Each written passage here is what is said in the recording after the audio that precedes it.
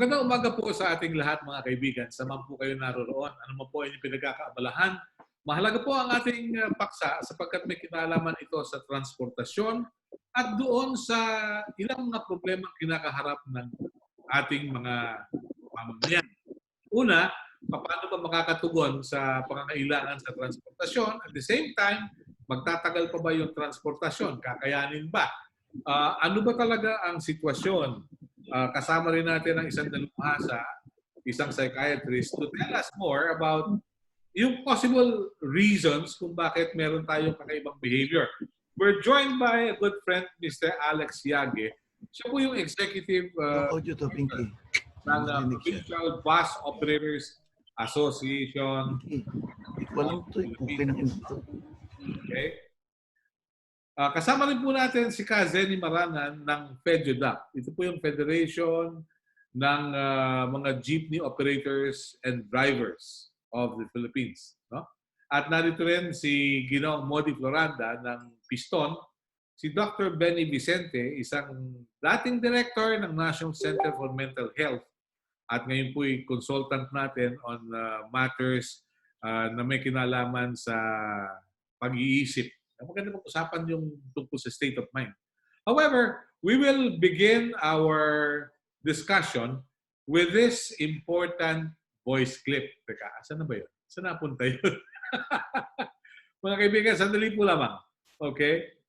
At tinest ko na kanina eh.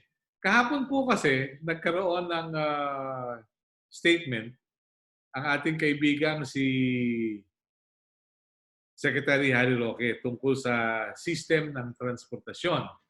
At may kinalaman po ito doon sa tayo ng ating mga bus at jeep. Tinanong ko siya, teka, hindi yata natin maipapasok. Sandali po. Tinanong ko siya tungkol doon sa ano yung kalakaran. Ito, subukan natin. Next question, please. Melo Acuña. Yeah. Good afternoon, Secretary. Good afternoon. Can you hear me now? Yes, I can hear you. Good afternoon, Secretary. Thank you. What are the protocols for public transport? If we observe social distancing, will it not result in higher transport fares as limited passengers will impact on the viability of their enterprise? 1 meter social distancing po sa public transportation. Kinakailangan bus, tapos yung taxi lang, yung mga grab, at wala pong dapat kasabay yung mga nakamotorsiklo. So bawal pa rin po ang angkas, no? At saka yung back ride, no? So sa ngayon po, ang sabi ni LTFRB, hindi pa po sila nag-authorize ng increase ng pamasahe. So as is, where is po ang ating pamasahe. Okay. Hindi po apektado yung viability ng enterprise, Secretary? Sa ngayon po, hindi pa. Yan po ang deklarasyon ng chairman ng LTFRB. Next question, please. Melo Acuña. Yeah. All right. Thank you, thank you. Balik tayo sa ating talakayan. Siguro po, matanong natin ang ating kasamang si Ginoong Alex Yage on his views about the statement of our good friend, Secretary Roque. What do you have to say about it, Mr. Alex Yage, please? Oops, sandali po. Yes. Okay na? Yes, please. Actually, yung at 50% na capacity ang may sasakay lang namin ay sa aming kwentada ay magiging operating loss. Kasi bukod sa driver, ang bus kasi meron pang konduktor, meron pa kaming dispatcher, meron kaming terminal na maintain, meron kaming mga security guard, meron kaming doon sa panukala ng LTFRB, bago kami makapag-operate, kailangan disinfect namin yung bus.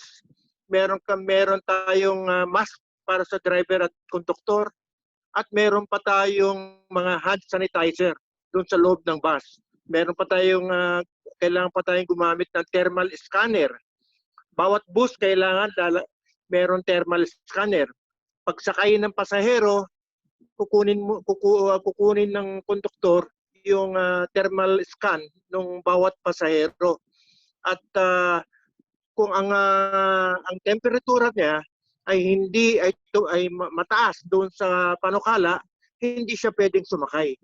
So pagka sinumatotal natin yon, pagsamasamahin natin yung operating cost ng crudo, nagbabayad kami ng toll fee, nagbabayad kami ng sweldo ng mga tao, pati yung napakalaking bayarin namin sa mga utang dahil sa modernization ng bus.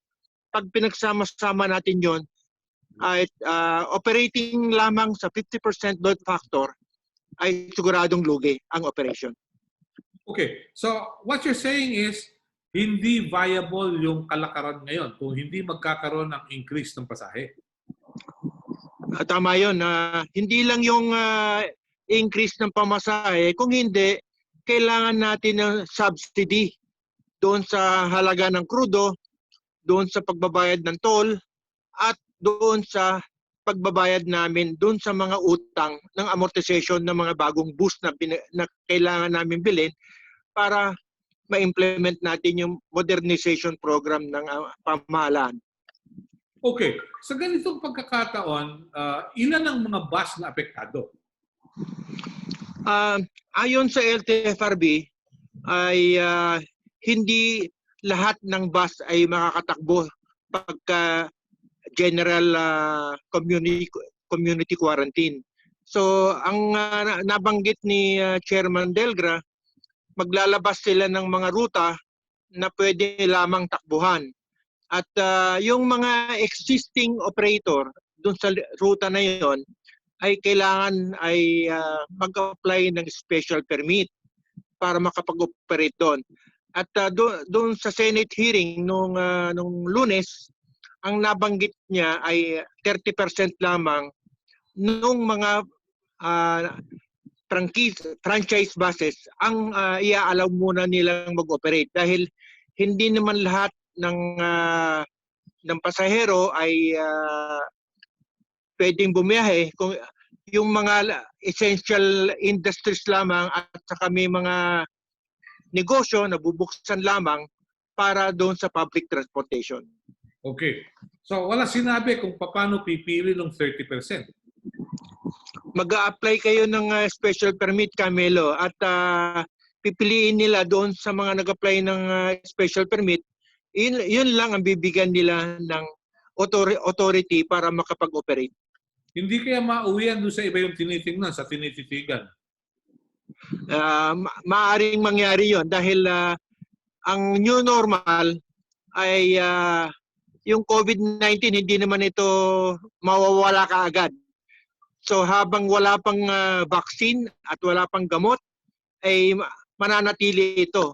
So samantala ang sa bus kasi, pag fleet operator, Camelo, ang isang bus, kailangan mo ng 4 na tao para i-operate yung bus. So kailangan mo ng konduktor, kailangan mo ng dispatcher, inspector, kailangan mo ng tao sa terminal, ticket seller, meron ka man terminal na mini-maintain.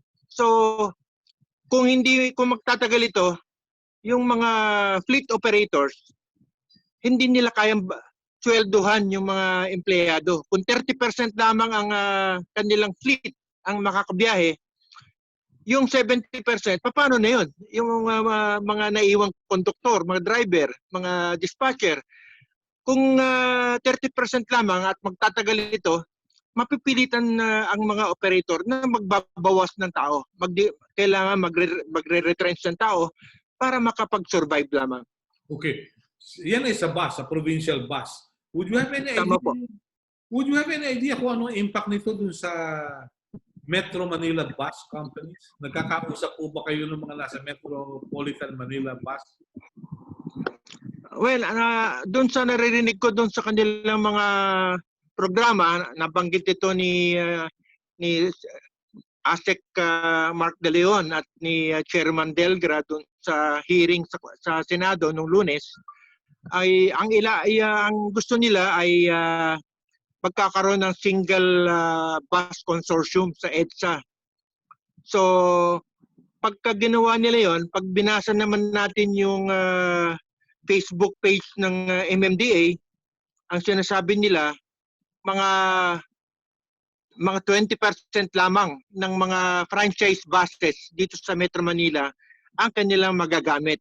So ang binanggit ng MMDA, 611 buses out of almost 3,000 buses na may prangkisa sa EDSA. So paano ngayon yung mga hindi mapipili na 2,400 kung 600 lang ang gagamitin, 3,000 bus yan. So ganun din, ang magiging problema niyan, yung mga operator na malaking utang, bumili ng bus, at yung mga empleyado nung 2,400 na mga buses na hindi mapipili na tumakbo sa Metro Manila. Okay. Malungkot pala yan. Magtungo naman tayo sa jeep. Kaseni, mula sa inyong hanay, ano po ang sitwasyon? Ano po ang inyong kalagayan ngayon? Kaseni. Malimit sa amin, ang kalagayan namin, wala kaming pag-asa na kami ay makakalabas na. Malinaw po yun. Pagka sinabi nga ni Chairman Delgra, nung nagtiting kami nung Friday, pamamagitan ng Zoom.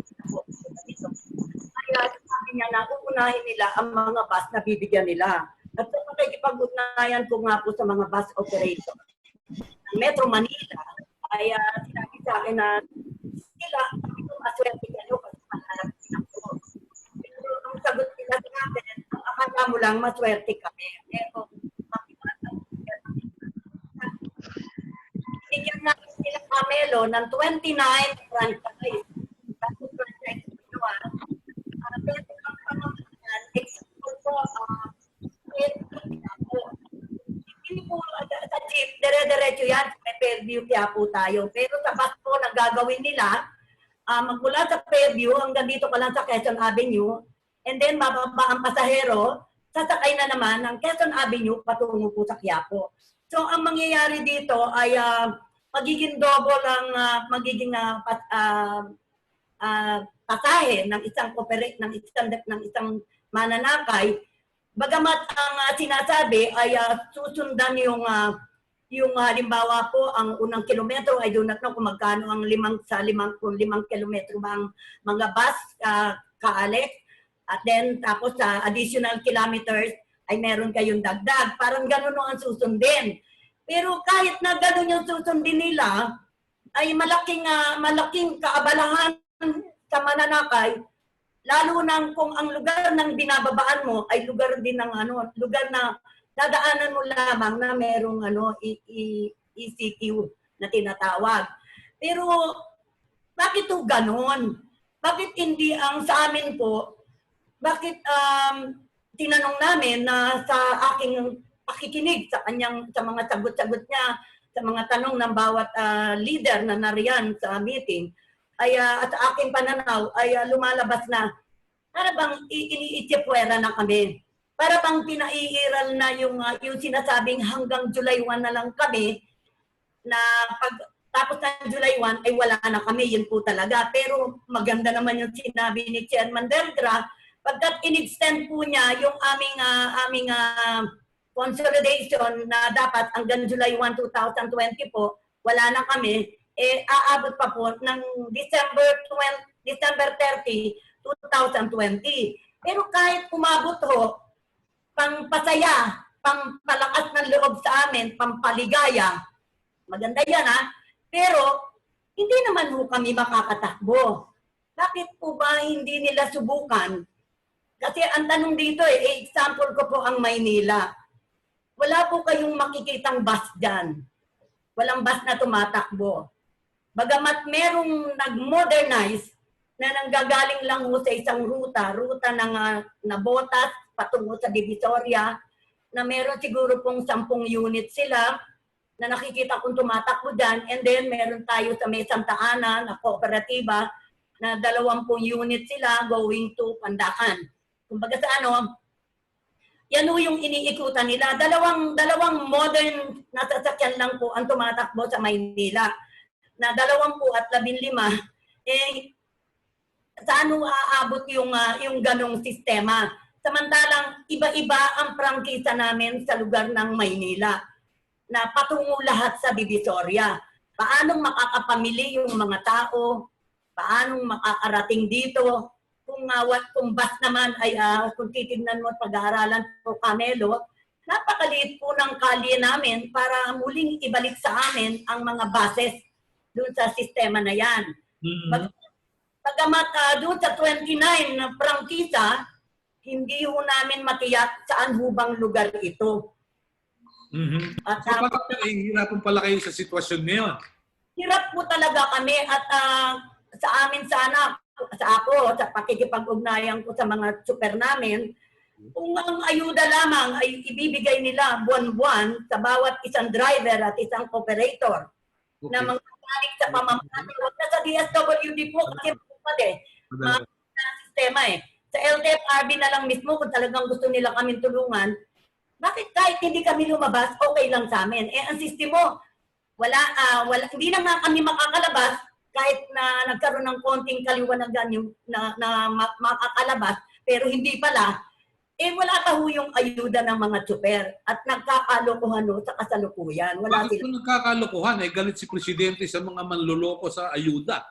Hindi ko po alam kung ano po ang ginagawa ng, wag naman po silang ma-offend sa akin.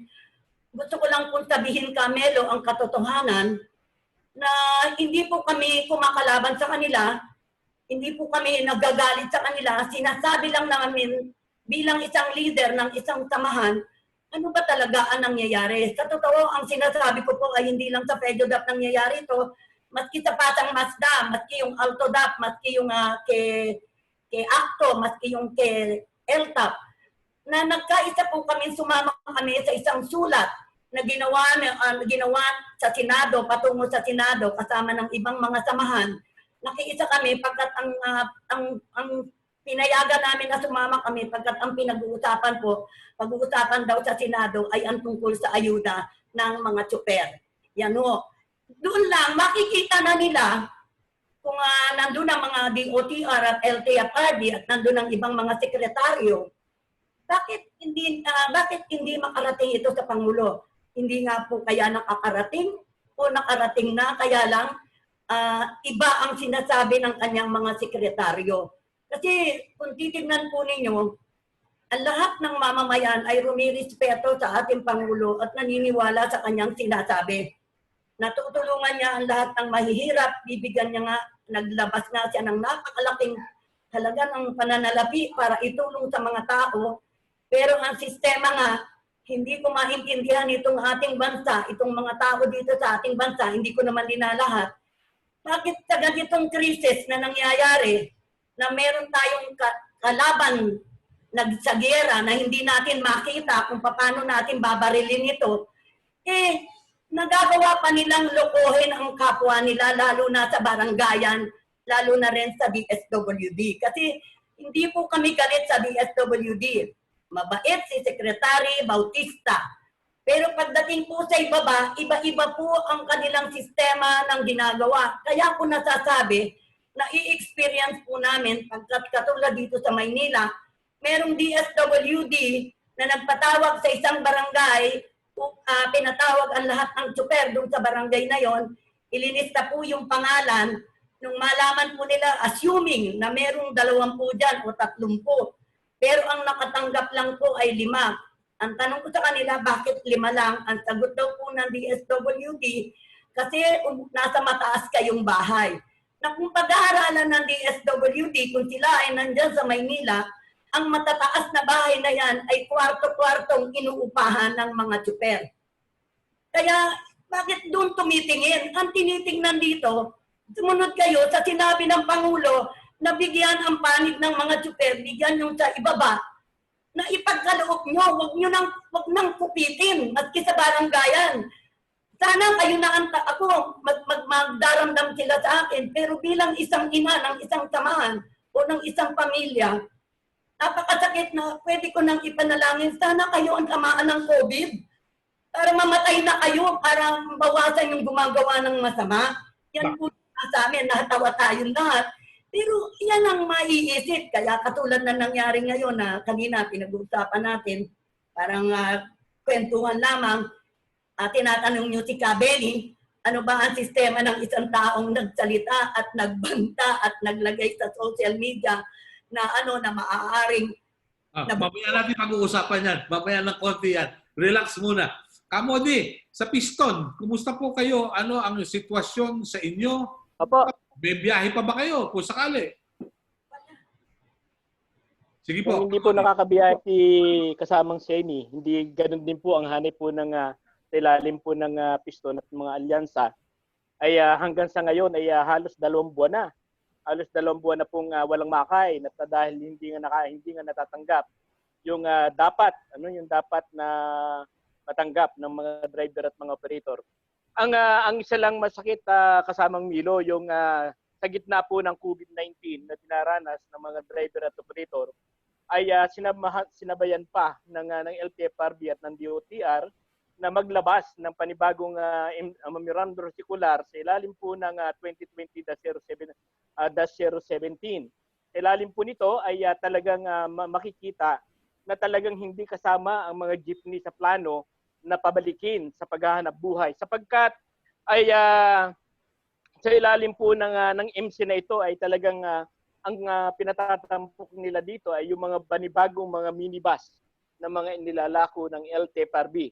Kaya dalawa po yung dinaranas ng mga driver ngayon at mga operator. Una, yung COVID-19 na sumasalanta sa mga mamamayan at pangalawa itong isang COVID-19 na sumasalanta sa kabuhayan at karapatan ng mga driver at operator para makapagserbisyo sa mga mamamayang Pilipino.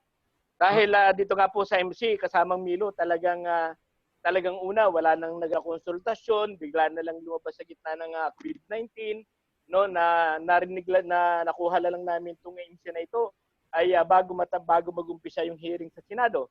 Kaya sa amin po, sa bahagi po namin sa Piston ay marin po namin kinukundina itong MC na ito sapagkat ito yung magwa-wise out sa kabuhayan at karapatan ng mga driver at operator at hindi lang ng hanay ng mga driver at operator kundi ng mga mamamayan na ang pangunahing inaasahan ay ang mga jeepney.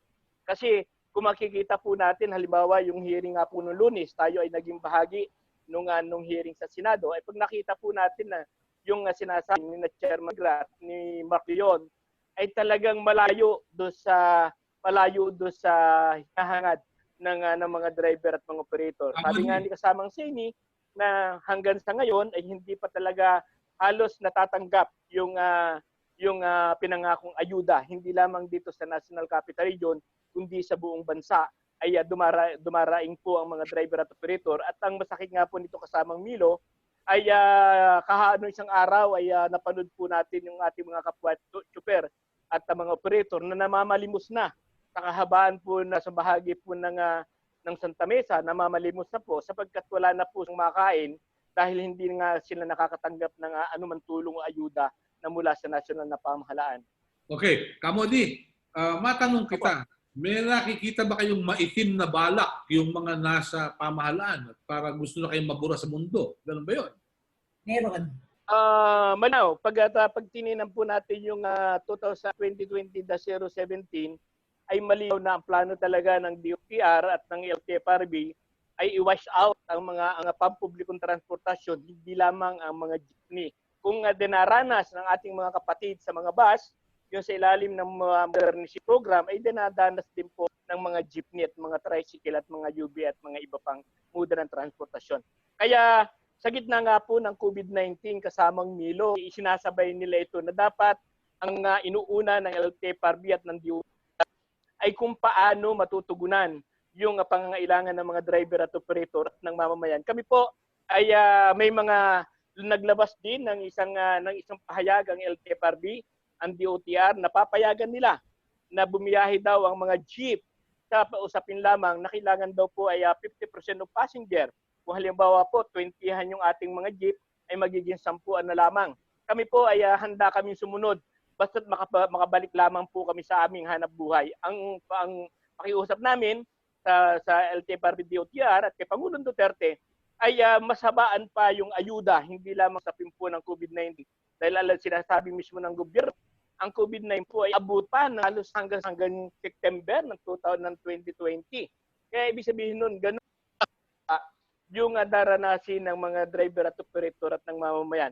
Yung usapin po ng isa nung pagitan nung paglalagay ng mga parang box sa mga jeep. Handa po kami sumunod doon. Handa kami sumunod. Ang pakiusap lang namin, yung sinasabi nga ng kasama natin sa bus kanina, na kailangan ay merong subsidy ang gobyerno sa usapin ng krudo, sa usapin po ng, sabi nga namin, kung kalahat, 50% lang yung amin pong maisasakay. Pwede po ba yung 50% ay sagutin ng gobyerno sa pamamagitan po ng ayuda at tulong sa hanay po ng mga operator? Kung nagbaboundary po kami ng 1,000 pesos, baka pwede po sagutin ng gobyerno yung 500 pesos para at least makatugon po doon sa pagsiservisyo sa mamamayan. Sapagkat kung hindi po ito tutulungan ng ating pamahalaan, ang sektor po ng transportasyon ay hindi po kakayanin na matugunan para makapag-boundary, para kumita. Lalo na sa ngayon, kasamang Milo, ay kahapon lamang ay tumaas po ang presyo ng diesel na halos ay umaabot po ng 2 piso sa presyo po ng gasolina at umaabot po ng parang 180 o 150 sa presyo po ng diesel at piso sa LPG. Ito po ay magdudulot ito ng panibagong pahirap sa hanay po ng sektor ng transportasyon at ng mamamayan. Lalo na dito po sa pinanukala ni Pangulong Duterte na increase ng 10% of excise tax ay ang pangunahing pong magbibit-bit ng panibagong buwis na ito ay ang mga driver at mga operator. Kaya saan kami po lalagay kasamang Milo? Paano kami mabubuhay kung ganito yung mga batas at palisiya na gustong ipatupad ng DOTR at ng LTFRB at ng Administrasyong Duterte? Okay. Kamodi, for the record, ilan ang miyembro ng Piston? Bali po, nasa 100 po sa buo. 100,000? Opo. Okay, nationwide. Nationwide. Opo, nationwide po yun. Okay. Kaseni, Opo. sa hanay po ninyo, ilan po ang mga miyembro ng FEDJODAP? Kung pagsasamahin po ang driver operator sa buong Pilipinas, so, umapat ako na meron po kami 200,000 sa kasalukuyan. At kung makikita naman ng LTFRB, sasabihin nila o ng DOTR na kukunti lang yun na submit namin mga listahan ng pangalan ng mga tsuper. Pagkat dahil nga po dito sa COVID, at ang karamihan, ilinista lang namin yung mga nandito sa Metro Manila at yung mga nasa probinsyang na lockdown ay hindi na po namin sinama kasi alam namin hindi makakatanggap ng ayuda na para pumunta dito sa Metro Manila. 200,000 po buong Pilipinas, driver operator. Okay. Alex? Kasamang Milo, may habol lang ako kasamang Milo. Sige nga, ano yun? Ano po yun? Ang isang habol ko lang po dito sa yung usapin po yung ulat ng LTFRB at ng DOTR nung hearing po natin sa Senate nung Lunes ay ang una po nilang inilabas na dating pahayag ay 486,000 to 674 yung kanilang inilabas na listahan. After 2 weeks po ay binago nila yan, naging 280,000 and 37,000 yung kanilang inilabas. Pero nung hearing po ng Senate, tinanong po sila ng mga senador, ilan na ba ang nabibigyan ng mga ayuda ang sa hanay po ng mga driver. Ang sabi ni Chairman Degra do sa hearing po, ang naisumiti po nila sa DSWD ay umaabot lamang po ng 3,787. Yung ibig sabihin po noon, kung sa value at laki nung bahagi po ng mga driver at operator, dito po sa National Capital Region kasabang Milo, ay meron po tayong 74,000 na unit ng mga jeep na legal. Ito ay mga franchise holder. At meron po tayong more or less 150,000 na mga driver. Kaya ibig sabihin nun, wala pa ho sa ilang porsyento po, halos 3% pa lamang yung sinasabi ni Chairman Degra na naibigay nila sa DSWD na para ito yung mag-avail doon sa sinasabi nilang ayuda o sinasabi nilang SAP.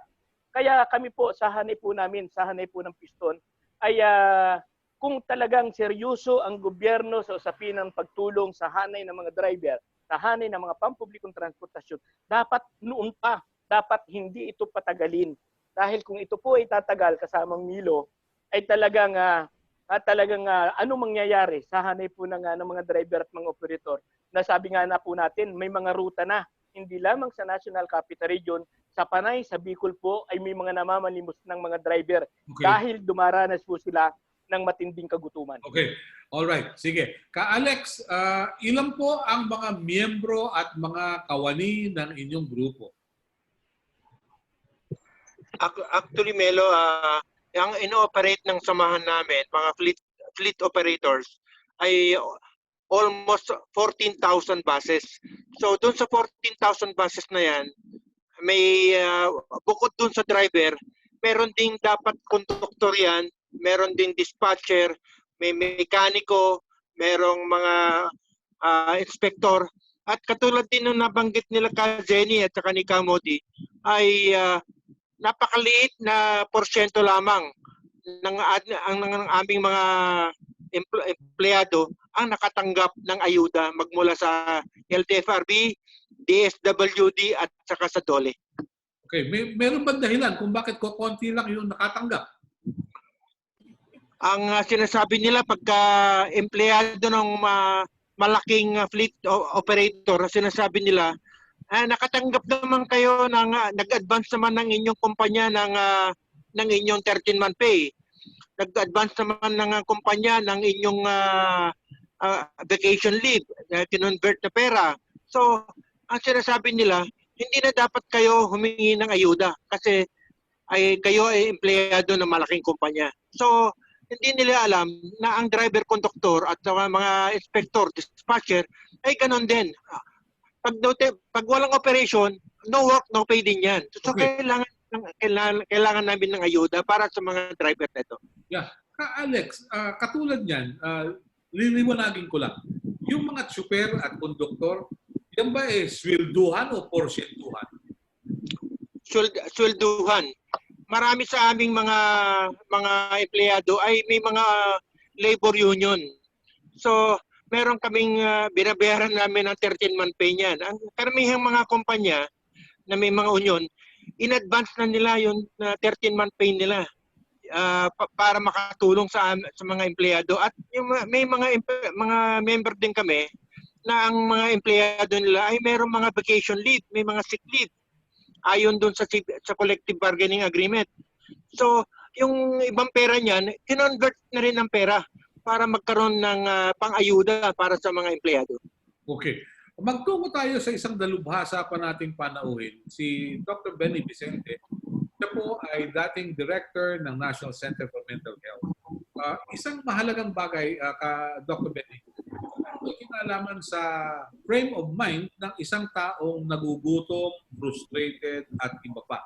How would you temper whatever na feelings na meron itong ating mga kababayan? Ano po ang nakikita ninyo? Well, yung sessions natin ngayon parang nag-handle ako ng debriefing ng mga frontliners eh. Maraming talagang complaint. Pero nakikita ko na ang isang problema dito is yung loss eh. May mawawala nawala ng hanap buhay. And the implication nito is survival eh. Ang pinag-uusapan natin eh. And if it is a matter of survival, lahat siyempre ng mga energy mo is gagawin mo para mag-survive ka eh. So kung napupustrate ka, talagang natural na magkakaroon ng anger, lalabas yung anger. And ang anger, na-displace yan eh. No? Kung saan-saan pwedeng madala yung anger yan eh. No? Minsan may mga tao na ang anger nila simple lang na pwede nang nadadala nila sa sports. No? Anger, halimbawa, boxing ang nila, pwedeng ma-displace doon. No? Yung iba naman, yung anger nila na-vent out lang nila by shouting or talking it out. No? So merong kaibigan na makausap na nailalabas na nila yung anger nila. Mm-hmm. Yung iba naman, na-display sa inappropriate, no? Either inanimate object or even minsan sa aso na displace, no? Or even sa presidente natin, pwedeng ma-displace kasi sa kanya magalit lahat. No? So, ito yung nakikita natin na mangyayari yan. Lalo na ngayon, ilagay mo pa yung konteksto nung nangyayari ngayon sa sitwasyon ng COVID. No? Kasi yung COVID, naiba yung routine natin eh. Yung dati nating mga coping, no? Like ibang tao, nakakapag-cope ng ng nag-exercise sila para malabas nila yung extra energy nila, yung anger nila, no?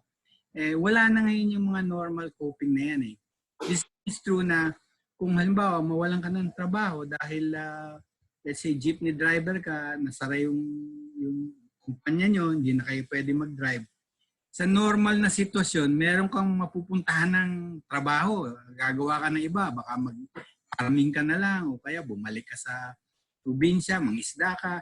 Pero yung sitwasyon natin, yung COVID, hindi ganun eh. Pag nawalan ka ng trabaho, mahirap din maghanap ng iba pang trabaho kasi ang isang issue natin, naka-quarantine ka, no? Wala kang mobility, no? So talagang stressful yung sitwasyon ng COVID natin, no? Mhm. And yung stress na yan, no?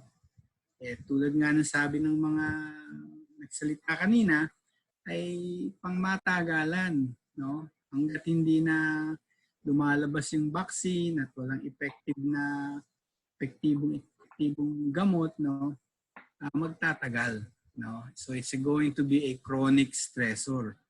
At alam natin, ang chronic stressor, directly and indirectly, can cause a lot of illnesses yan. Pwede ka magkasakit, whether physical or mental. Yan ang sitwasyon. Tapos idagdag mo pa yung gutom, no? So nutrition is an important part din ng ng healthy lifestyle. Kung hindi tama yung nutrition mo, hindi rin maganda, no? So iniisip ko lang ngayon yung magiging epekto nito sa mga hindi na yung mga adult mga bata who are growing up, no? Na kailangan nila yung nutrition para healthy development ng brain nila kasi in future natin mga citizens of the Philippines. Itado lahat. Okay. Doc Benny, let me be particular. May isang teacher na hinuli dahil sa pinost niya sa social media. Mukhang may kasong sedition at iba pa. While we will not talk about the law, from a professional like you, from a psychiatrist, how would you treat such a reaction from a teacher for that matter? Alam ko, palagay ko, malamang marami tayong may expect na ganyan eh. Makikita ang mga reactions na ganyan eh. I think the law should not be so harsh eh. Na mga tao na nagbe-bent na ganyan eh. Na we've seen cases na ganyan na may post-traumatic stress disorder pala, no? Hindi masyadong na-tolerate ng nabaril, no? Mga ganyan type, no? Ang mental disorder kasi is one of the things that will rise, tataas ngayon as a result nitong COVID na ito. So, without seeing that case, no, hindi ko lang alam, pero isang pwede mong masuspect dyan, baka may psychosis yan or what, at hindi niya naintindihan talaga yung ginagawa niya. No? Yun ang isang suspect ko lang, even if I have not seen yung kaso na yan. No? So, ako, I will be more lenient pagka, lalo na itong time na to, no? Ng tao. Highly stressed. No? Lahat tayo may nakakaramdam ng anxiety. Lahat tayo minsan nagpapanik. On the edge, everybody's hypervigilant. No? Yan yung normal ni reaksyon. Ang hindi normal kasi yung sitwasyon. No? Normal reaction. Even sleeplessness, pagka hypervigilant ng tao, yung parang nagmamatsyag ka, ano ba ang ganito? Gusto mong malaman, magbibigay ba ng ayuda ngayon o hindi? No? So, you have to be hypervigilant. Sometimes, you need to be even paranoid ngayong times na to eh. Healthy nga yun dahil life-saving yun eh. No? What is really... Coping mechanism. Oh yes, coping mechanism. Yung what is abnormal is really the situation. No? Okay. Yeah, Doc, I can understand. Sabi nila, if you have a boss na masama ugali, stress na ang nagdudulot sa'yo niyan. Pero mas stressful yung wala kang boss dahil wala kang trabaho. Di po ba? Oh yes, yun ngayon ang that's the most, kasi I still do telephone counseling and consultation eh. The most common, one of the most common problem, no, what is stressful also, baliktad yung you have a lot of time. Parang stress ng retirement after yung honeymoon period. you find yourself, ang dami kong oras What am I going to do? Wala akong ginagawa. Miski nga yung merong mga work from home pa no? Their entire routine, nasira yung entire routine kasi you can now start yung work mo ng alas 10, no? Minsan, hindi mo alam, midnight na, nagtatrabaho ka pa. Sirang-sira yung routine Dati, yung mga gumigising ng alas 6, alas 4 para maghanda sa mga bata ng pagkain. No? Meron silang talagang routine na sinusunod. Nawala yun kasi yung mga bata, hindi na rin pumapasok Yung mga bata, imbis na gumising ng alas 6 ngayon alas 10 na rin gising, alas 12. So, yung time, it becomes a problem ngayon So, one of the things na I always suggest if you have to manage yung stress mo, is time management becomes important. No? So, ganun din, yung exposure to the news, yung naririnig mo sa news na about COVID, puro negative yan ang dami mong naririnig You need also to manage that exposure mo on time, on TV, on radio. No? Okay.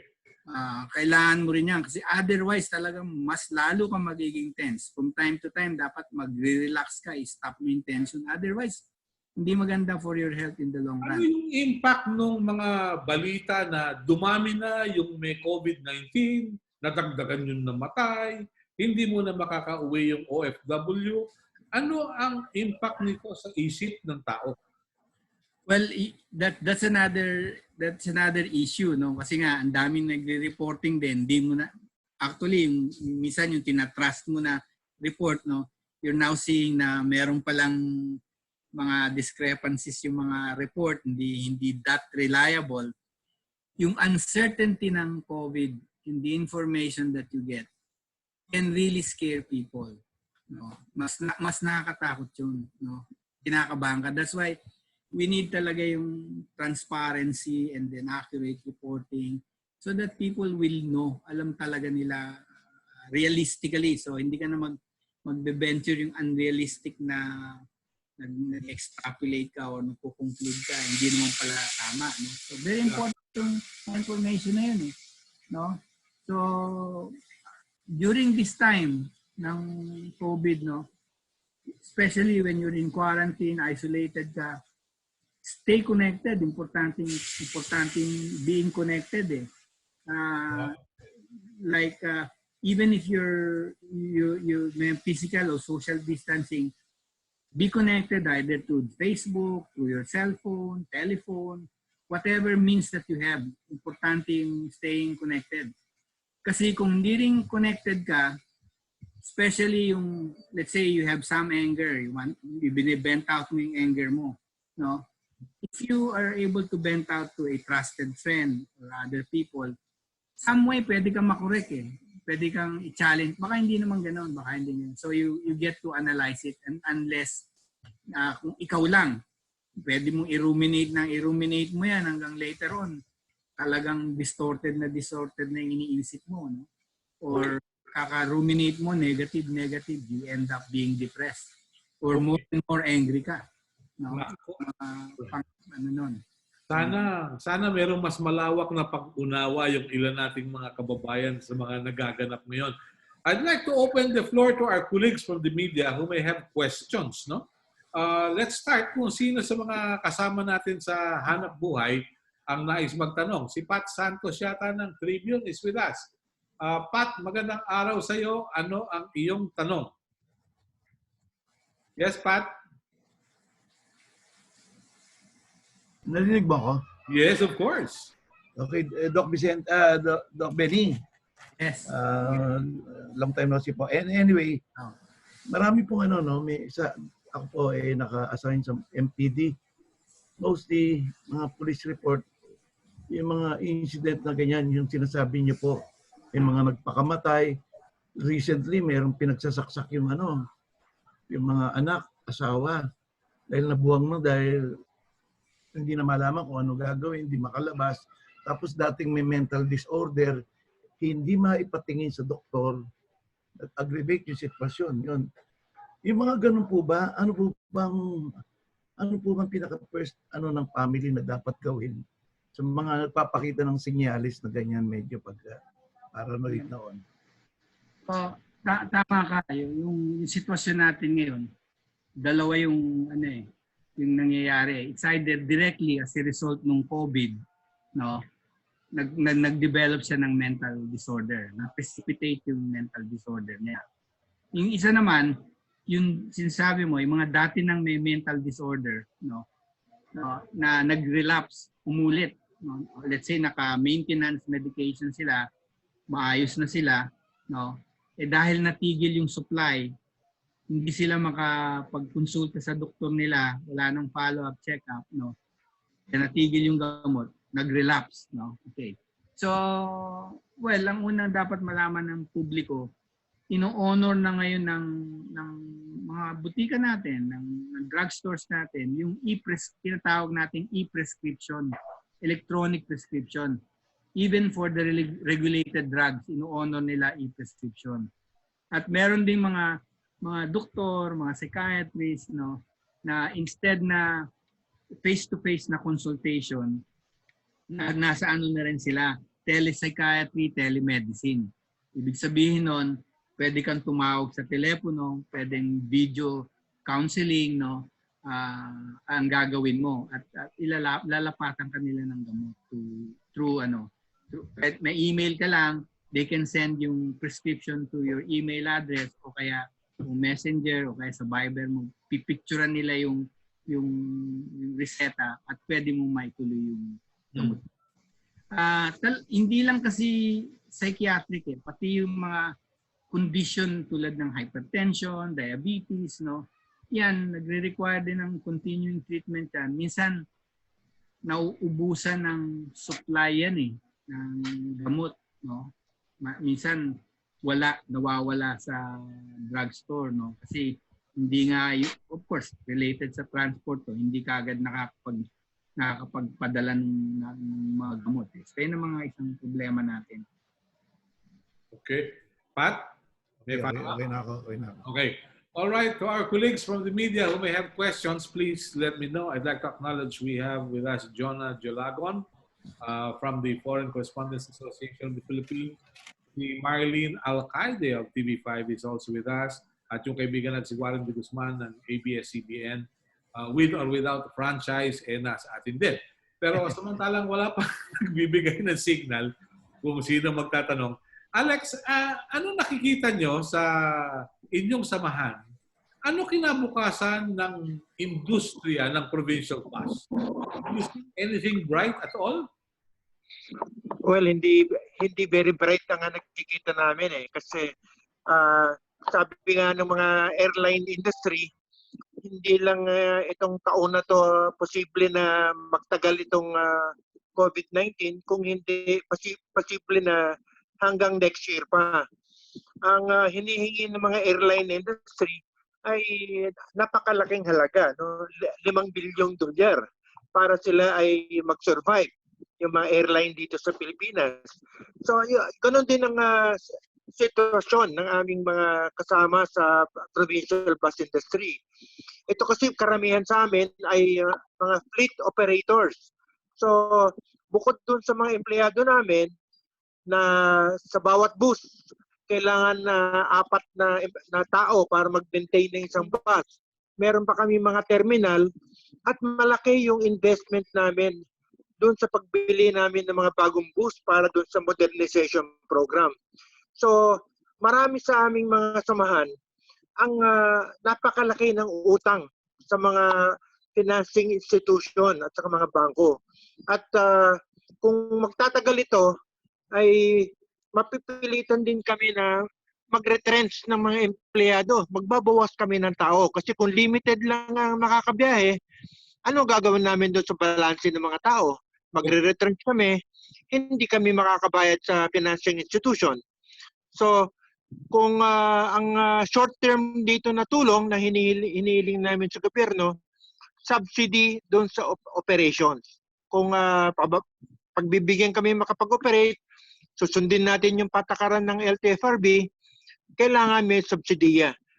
Bukod doon, kailangan din may subsidiya doon sa pagbayad namin ng mga utang.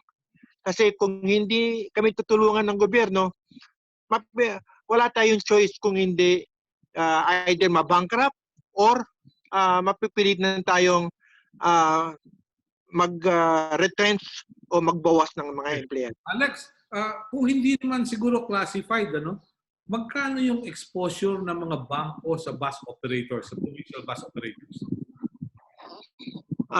Estimate lang, no? Siguro kung itong mga members namin, 14,000 strong, sabihin na natin na 1,000 yung binili nilang bagong bus. Ang halaga ng isang bus, on the average, sabihin na natin yung bagong bus ngayon ay 8 million pesos. Kung 8 million, i-multiply mo sa 1,000 buses, you're talking of about 80 billion? Ayun ang 80 billion, yun yung kanilang kailangan bayarin sa mga bangko at saka financing institution. So, kaya ko kasi na itanong, ganun ba kalaki yung parking lot ng mga bangko para ma-accommodate yung mahihilang bus? I don't think so, di ba? Hindi siguro ganun kalaki yung mga parking lot nila. Ang requirement ng LTFRB, bago ka bigyan ng prangkisa, yung iyong ina-apply na number of units ay kailangan kasya sa iyong garahe o yung terminal. Precisely.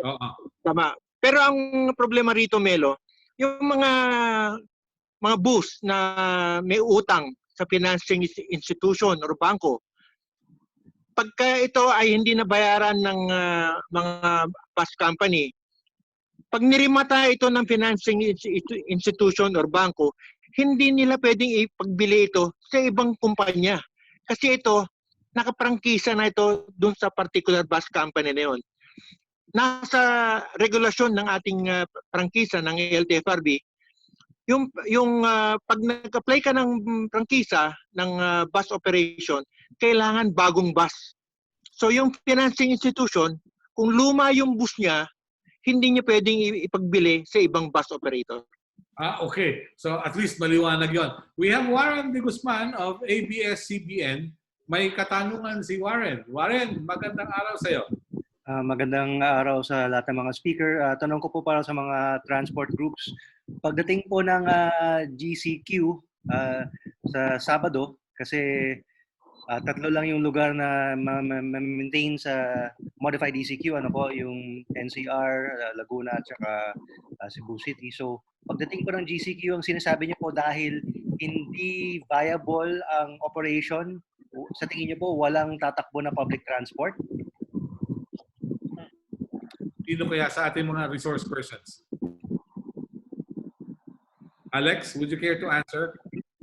Well, actually merong mga ruta sa Metro Manila according to LTFRB na kailangan mag-apply kayo ng special permit. So, siguro yung mga kasamahan namin sa Metro Manila, baka sila makakasagot niyan. Pero sa probinsya, Warren, sa region, meron ng mga regional LTFRB na nag-identify ng mga ruta na pwedeng bumiyahe from isang probinsya o papunta sa isang probinsya, isang syudad, papunta sa isang syudad. Ang requirement kasi dito, yung bus na dapat i-apply mo ay kailangan compliant. Ibig sabihin yan, kailangan kompleto sa requirement ng LTFRB. So may prangkisa, kailangan yan, merong automatic fare collection system hanggat maaari. Meron nitong mga CCTV. Ibig sabihin yan, modern na yung bus para gamitin mo. Para doon sa mga itong mga special routes na bubuksan ng mga regional LTFRB. Ang magiging problema niyan, bukod doon, merong mga requirements ng LTFRB. Kailangan naka-mask yung mga driver, konduktor. Kailangan yung terminal, kailangan na disinfect araw-araw. Merong thermal scanner sa loob ng bus, sa loob ng terminal.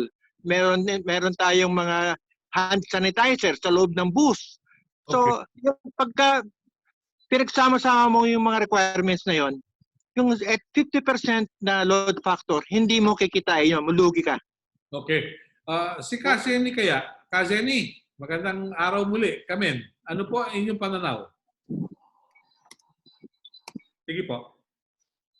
Sa amin sa jeepney, talagang sa nakikita namin, ang gusto namin ngayon mangyari, maging LTFRB sa amin tungkol sa aming hanay. Ano ba talaga? Bagamat merong tinatawag na omnibus franchise na kailangan mag-consolidate ang isang prangkisa o isang sama-sama magtayo ng isang cooperative o korporasyon kailangan magsama-sama ay ang isip namin. Bagamat ang ilan sa amin ay sumusunod dito sa patakaran na ito ng modernisasyon dahil nakikita namin na gusto namin sumunod dahil gustong mabuhay ng mga tao, pero hindi kami nakakasiguro na dyan sa modernisasyon na yan na gagawin namin ay talagang kikita kami at makakabayad kami. Kasi Camelo, pag kumuha ka ng isang sasakyan, na nagpalit ng sasakyan ng isang korporasyon, halimbawa 15 unit, babayad ka sa isang araw ng 1,500 ang hulog namin. Araw-araw. Na kung pag-aaralan mo, ang kita ng isang sasakyan sa traditional na jeep ngayon, nagbaboundary ang isang driver ng 500 sa operator kapag ang iyong route measure, ang length ng tinatakbuhan mo, yung 4 kilometers na tinatawag, hindi ka makakabayad dyan sa 1,500 na yan. Ang tunay na makakabayad dyan sa nakikita namin sa aming pag-aaral ay yung ang kilometers na tinatakbuhan ng sasakyan mo ay mga 25 kilometers to 30 kilometers. Yan yung nakikita namin kikita. Kaya ang hiling namin sa LTFRB at DOTR, sana, dahil lalo na dito sa Manila, example na natin ang Maynila, halos wala pa po kaming 4 kilometers ang mga ruta na ipinagkaloob nila nung araw.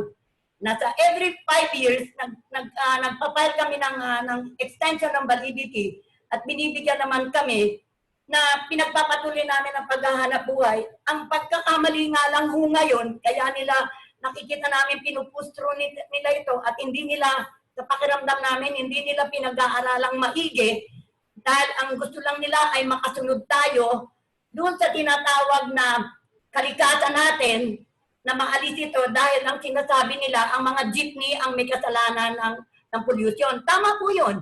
Hindi po namin tinatanggihan yan. Pero merong pamamaraan sa katulad ng mga 4 kilometers na sinasabi namin na bakit hindi yung hiling ho namin ito, na hiling na po namin ito Camelo sa Congress bakit hindi payagang mag-change motor na lang itong mga ito? Kung maayos ang sasakyan mo, nadadaan ka sa MBIS, na hindi ka nagduktong ng iyong chassis, papalitan mo lahat, maging maayos, change motor. Okay.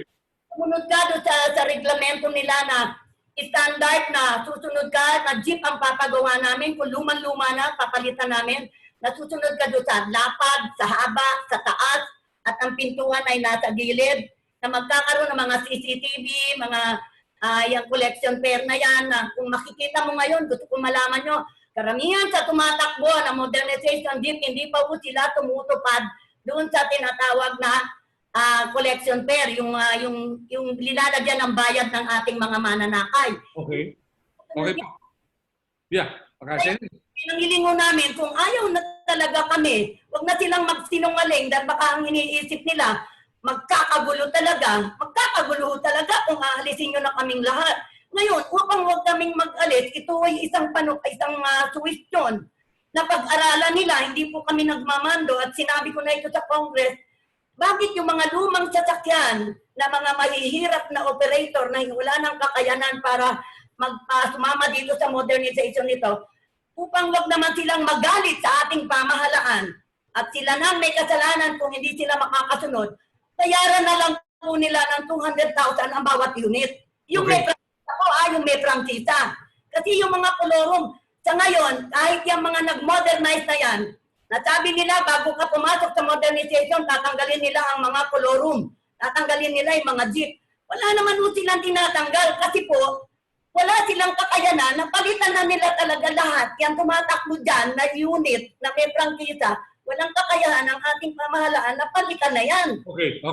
Ang inuutos nilang consolidation na problema ng isang korporasyon o kooperatiba na magkano ang ibibigay mo sa bawat operator na nakiisa sa'yo na sweldo o boundary na ibibigay mo. Kaya ano ito malaking kaisipan to na dapat pag-aralan nilang maigi na bigyan kami ng pagkakataon kung 3 taon pa uli na payagan kung sino ang may gusto mag-modernize, yung hindi pa kaya, hayaan tumakbo. Ngayon kung talagang umuusok ang sasakyan mo at hindi makukuha ang LTO sa lagayan dito sa tinatawag na Mario Joseph Santa Maria, payagan nyo na ho kaming tumakbo. Okay. At kung ngayon, huwag na nyo lagyan ng bus yung lugar ng walang bus, payagan nyo na kami. At kung may mangyari na dumami itong COVID nito, makikita naman ho kagad yan. Kasi kailangan subukan ho natin ang lahat ng bagay eh. Dahil gutom na po ang mga tao eh. Payagan na silang mga lumabas. Kung makita na hindi talaga dumadami, itigil natin. Bakit hindi itigil? Pero kung makikita po nila, kami po nag-question kami. Lagyan ng plastic kung 10 ng isang jeep, 22 ang pasahero niyan. Naglagay po kami ng 5 harang. Na ibig sabihin, 5 sa kanan, 5 sa kaliwa, 1 sa harapan. So, 11 po yung magiging pasahero na yan. Na kami sa jeepney, sa amin po, sa PEDODAC, pinag-usapan po namin yan, maski yung ibang asosasyon ng kausap po, hindi na po kami naghahangad ng taas ng pasahe. Pero, nangangamba naman kami, pagkat nung may COVID na walang jeep na lumalabas, binaba ng mga gasoline station, mga gasolinahan, ang presyo ng krudo. Ngayon namang nabalitaan nila na nalulugi sila, walang nagpapakarga, uumpisahan na, inuumpisahan naman ho nilang taasan. Kaya, ang paghingi namin ng dagdag pasahe, mangyayari lang kung lumalabas doon sa benchmark na tinatawag namin dahil sa 10 lang na sasakay, kalahati ang nawala, na hindi pa kami sigurado kung may sasakay pa rin nga dyan, hindi natin matiyak at natatakot pa rin ang iba, eh makikipagsapalaran ang isang super at ang isang operator na payagang ilabas ang jeep niya, payagan din ang driver na lumabas na kahit konti ang ibibigay sa kanila upang pag-uwi sa hapon ay meron lang yung pambiling bigas, pambiling konting tuyo o anumang bagay ay yung operator at yung driver. Sapat na po sa amin pagdating sa mga jeepney kasi ang jeepney ang pinakamababang pamasahe na kaya ng mga maliliit na tao. Okay, Bakit pinipili kita na magsimula dito sa mga mahal na ito na wala namang kasiguruhan din na pag ito ay naka-aircon jeep, ay naka-aircon na jeep, yung modernized ngayon, nagse-circulate po yung hangin yan eh. Nagse-circulate din yung yan. Kakapit na kahit may harang pa, kahit wala silang harang, at distansya lang ang ginawa nila. Samantalang sa jeep may harang. Kung sa gitna, nilagyan ho namin ng harang para yung magkaharap, hindi ho magkakaubuhan. Okay mo. Okay, Kaseni. Modi, ano tingin nyo? Bago tayo, welcome pa ako isang bisita natin. Kamodi. Opo, hindi sa bahagi nga namin, hindi ang panabagan talaga namin ay makabalik sa biyahe at para hindi naman kami lagi nakaasa doon sa sinasabi nga nilang ayuda na hindi naman talaga natatanggap ng mga driver at mga operator hanggang sa kasalukuyan. Ang isang masakit dito kasamang Milo ay ang mga jeepney, ang mga pampublikong transportasyon. Ito po ay ang mga lehitimong may mga prangkisa. Ito sa ilalim ng 4136 ay ito ay binigyan ng 5 taon na mag-aari ng prangkisa ang bawat isang mga operator. Pero dito sa ilalim ng inilabas ng DOTR at ng LTFRB sa 2020-017 ay malinaw dito na kahit sa pag-apply po ng sinasabi nilang permit ay kailangan naka-consolidated ka kasi kailangan kooperatiba ka, kailangan fleet management ka. Ay paano kung hindi ka pa na pumapasok doon sa fleet management at doon sa kooperatiba, hindi ka na ba makakabiyahe? Hindi ka na ba makakapaghanap buhay? Ito po ay Camilo ay malinaw na violation mismo sa ating batas o sa pimpo ng transportasyon. At inuulit ko na itong MC na ito ay walang malinaw na consultation, walang malinaw na pag-uusap sa hanay po ng transportasyon. Okay.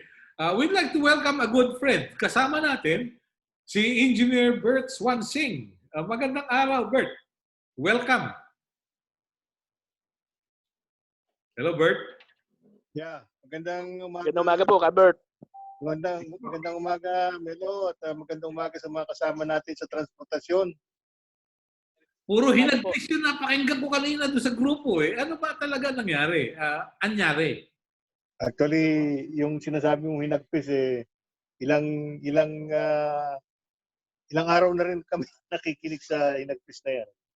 May katwiran naman sila. Himay-himay natin Una muna yung mas madali, yung tungkol doon sa amelioration, social amelioration fund. Ang papel lang ng LTFRB doon is tagalista. Naatasan tayo ng national government, ng Office of the President, na mangalap ng driver ng public utility vehicle. Lista. Unfortunately, hindi ganun ka buo yung listahan. Kasi ang LTFRB naman, meron sila listahan ng operator. Pero yung listahan ng mga drivers na ginagamit ng operator, na empleyado ng operator, medyo malabo yun. Kaya hindi naging kompleto yung listahan. Sinabit natin yun sa DSWD kasi ang may hawak ng pera is DSWD, hindi LTFRB. At ang magdi-dispense ng pera is DSWD. Ganon din yung mga bus operators, kagaya nila Alex, ang sinabi namin sa kanila, punta kayo sa labor, doon kayo magpalista. Kasi mas organized kayo, meaning may kumpanya na regular na kumpanya, so maasikaso kayo ron. So gano'n na nangyari. Wala sa amin ng pera. Okay. Lista lang. Lista lang. Tagatulak sa DSWD na, yung mga drivers umaangal na, inaantay yung social amelioration fund. Hanggang ngayon, ginagawa namin yun. Na sundutin yung DSWD. Pila-pila kasi doon sa DSWD, hindi lang yung mga drivers, kundi yung mga ibang sector pa rin. But pagkasama na nga dyan yung tinatawag nating pantawid, para sa mga may hirap talaga.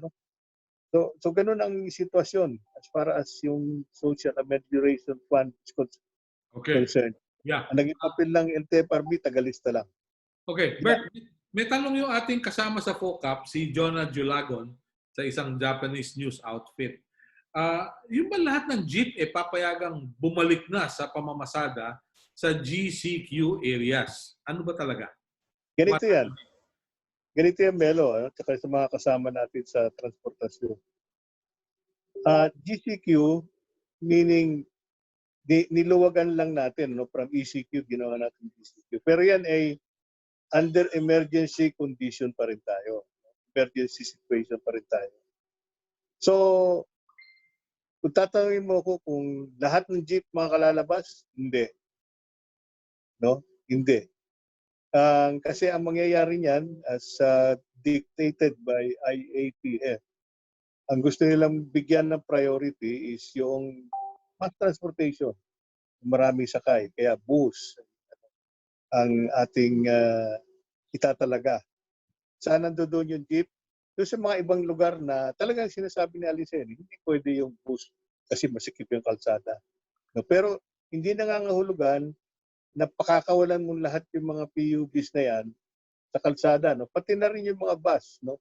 Dahil ang sinasabi namin, under the present condition, emergency tayo, isinasa-isang tabi natin yung mga prangkisa nila at sila ay papayagang tumakbo kapag sila ay merong special permit na i-issue ng LTFRB.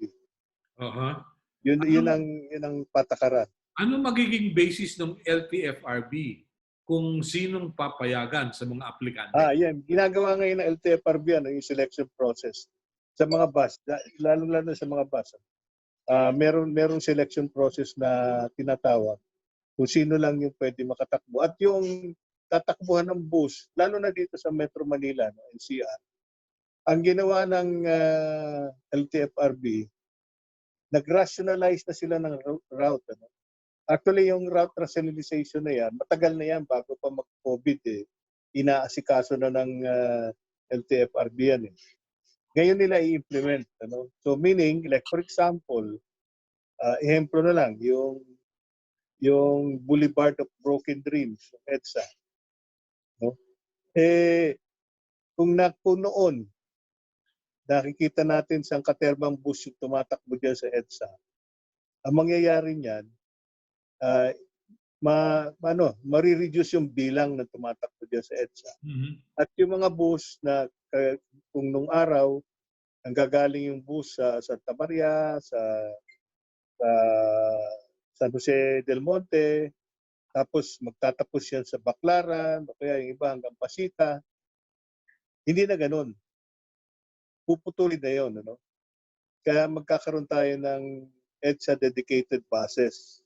Meaning tatakbo lang yan sa buong kahabaan ng EDSA mula Monumento hanggang Mall of Asia, tapos magtatapos yan doon sa PTEX. Ganun, yung isang ruta yon.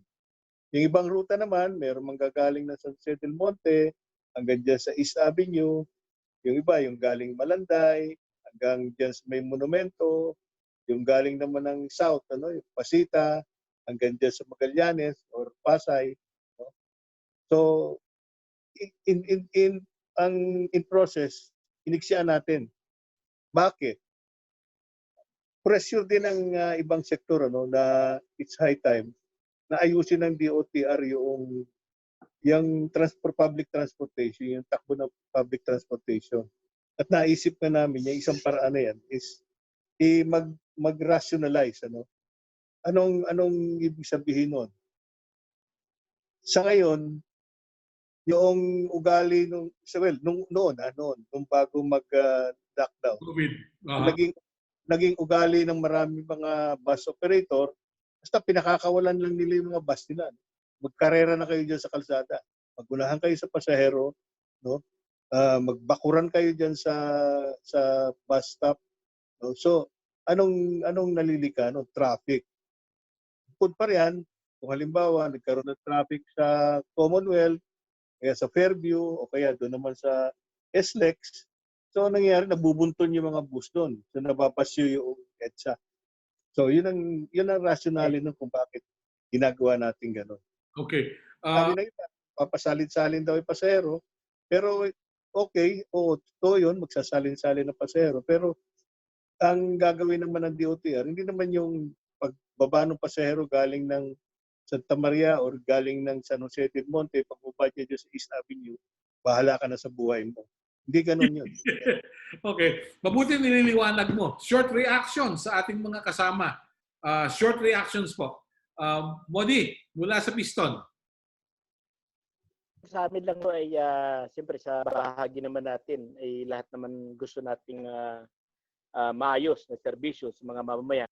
Pero ang isang pakiusap sa DOTR sa pangunguna ni Kasaman Swansea ay muling pag-aralan ng maayos anong magiging dulot nito dahil lalo na sa kalagayan ng hindi lamang po ng sektor ng mga jeepney, hindi lamang siya sa sektor ng transportasyon, kundi mismo po sa hanay ng mga manggagawa na alam naman natin ang mga pangunahing pasahero ng mga bus, ang pangunahing mga pasahero ng mga UB, ng mga jeep o iba pang moda ng transportasyon ay mga manggagawa na halos ay kampot ang kanilang mga kita at sinasahod sa pangaraw-araw. Kaya kung ito po ay sinasabi nga natin na magpuputol-putol na ng biyahe, ano yung magiging malaking bahaging tungkulin ng LTFB para proteksyonan, para suportahan o tulungan hindi lamang yung mga bus driver, hindi lamang yung mga jeepney driver, mismo po yung mga mamamayan.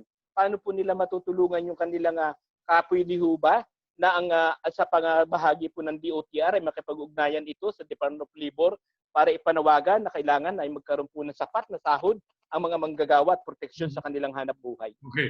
Okay. Kaseni, brief reaction po. Ano po ang inyong masasabi? Ang reaction ko dyan sa panig ng PEDUDAP, kami, alam naman ni Sec. Bert Swansea na ang bawat binibigay na mga memorandum circular o mga sinasabi ng LTFRB at DOTR ay pinag-aaralan namin at hindi makikita nilang hindi naman kami kagad gumagawa ng isang aksyon na kung makikita namin na kailangan naman pala ito.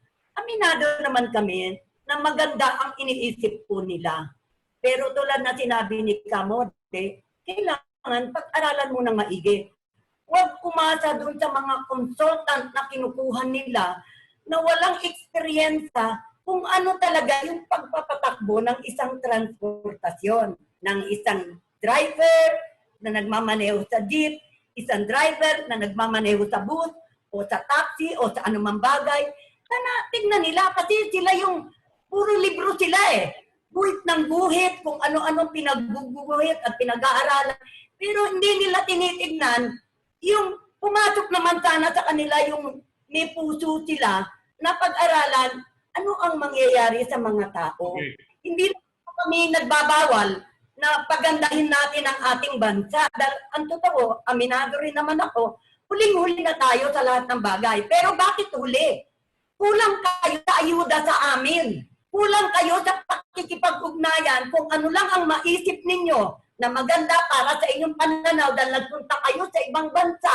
Nagtimingin kayo dyan kung ano mangyayari. Pero hindi nyo pinag-aralan naman yung kalalagayan ng ating bansa kung anong klase. Okay. Kaya dapat kami, nakikiusap po kami.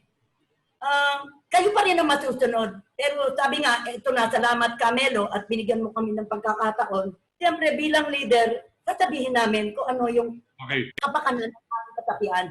Tulungan nyo na po muna kami na doon sa mga lugar na huwag nyo na lagyan ng bus, palabasin nyo ang mga jeep namin. Pero bago palabasin, sumunod sa isang kasunduan na bibigyan mo ng proteksyon talaga ang ating mga mananakay upang kumita na ito. Sabi ko nga sa inyo, uulitin ko, kumaamin na kami na hindi man kami kumita, mag-uusap na lang ang driver at operator, magkatulungan lamang upang mabuhay lang ang pamilya nila. At umasa kayo na aayusin din namin yan unti-unti na yung pinupustro nila na modernization, na alam naman namin sa ikagaganda rin po ito. Ako, alam ko sa ikagaganda ito. Pero huwag nilang ipagpilitan kaagad sa mga taong walang kakayahan at walang nalalaman kung paano patatakbuhin ang isang korporasyon o ang isang kooperatibang consolidation. Kasi sa kooperatiba, may amo ka na, may chairman ka, tinayo mo. Tapos may amo ka pa rin sa kooperatiba. Di ba? Samantalang kami, korporasyon, ako yung halimbawa chairman, magpapatakbo kami. Ang problema ko lang, ano ang ibibigay ko doon sa mga sumapi sa akin. Makakaya-kaya namin na bayaran ang hinuhulugan namin dito. Kung gusto namin na mag-modernize kami, go, go, go! At sino kung gusto. Pero yung wala pang kakayanan, huwag nyo naman patayin na katulad yan, bagamat maganda hanggang December 30, may ilang buwan na naman kami nga hihinga. Yung ibang mga operator na hihinga dahil hindi makasunod sa consolidation, nakikita, ihintay na lang po ng bago dumating December, pag-aralan nyo po kung po pwede ito. Ngayon, kung kalikasan ang sinasabi nyo, kahit masasayang ang pera namin para bumili kami ng makina, mag-change motor na humuna kami para wala itong usok na ito na apektado hindi lang ang super, kundi ang lahat ng sambayan ng Pilipino. Alright. Thank you very much. Okay po. At yung ayuda namin, Camelo, yung sabi ni Chairman Telegram, kung nag-submit ka na, tama sabi ni Ma'am Bert, walang record, pero sinasabi nila may Drivers Academy, pero marami pa rin hindi nakakakuha ng Drivers Academy dahil doon sa kanilang ibinibigay na araw na dapat inabutan ng COVID. Tapos may mga nagbigay doon sa database na sinasabi nila, diyan pa lang maibibigay nyo na. At yung ibinigay namin, mag-check up na ng DSWD. Kasi DSWD, huwag po sila magagalit, hindi ko rin lahat.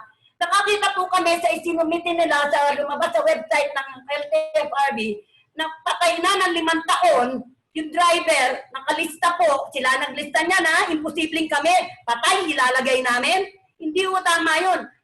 Alam namin hindi makukuha. 5 taon na kung patay, tricycle driver ba? Sino bang may hawak sa DSWD, di ba? Ang DSWD ang may hawak sa mga local government na mga tricycle. May record dito. Okay. Malupit Ano kaya masasabi ng ating kasama si Ka Alex? Alex, ano po ang inyong reaction bago tayo dumako sa isa pang mahalagang paksa? Yes, go ahead. Actually, maganda yung binanggit ni Bert, no? Kasamang Bert. Partner, yung sinasabi mo na rationalization sa ngayon, ay palagay ko maganda yung objective kasi matagal ng plano yan, no?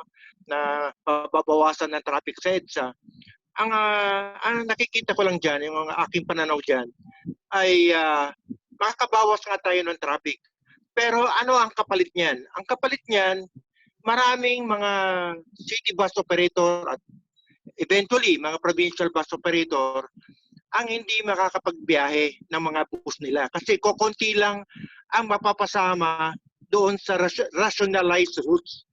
So katulad doon sa Metro Manila, ang estimate lang yata 20 o 30% ng mga bus ang makakabiyahe. So yung 70% na hindi makakasama doon sa programa, hindi na makakabiyahe. Yung mga operator na yan, may mga utang yan. May mga, bawat isang bus, 3 o 4 na empleyado ang kasama dyan. So, ito ba ang tamang timing na ipatupad natin yan? Maganda yung objective. Siguro mababawasan natin ng traffic.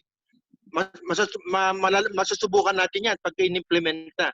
Pero ito ba ay katapat ng sakripisyo ng masasabi natin daan-daan libong empleyado at mga supplier at pati ng mga operator na hindi na nila mapapabiyahe yung kanilang bus. Ito ba yung tamang timing?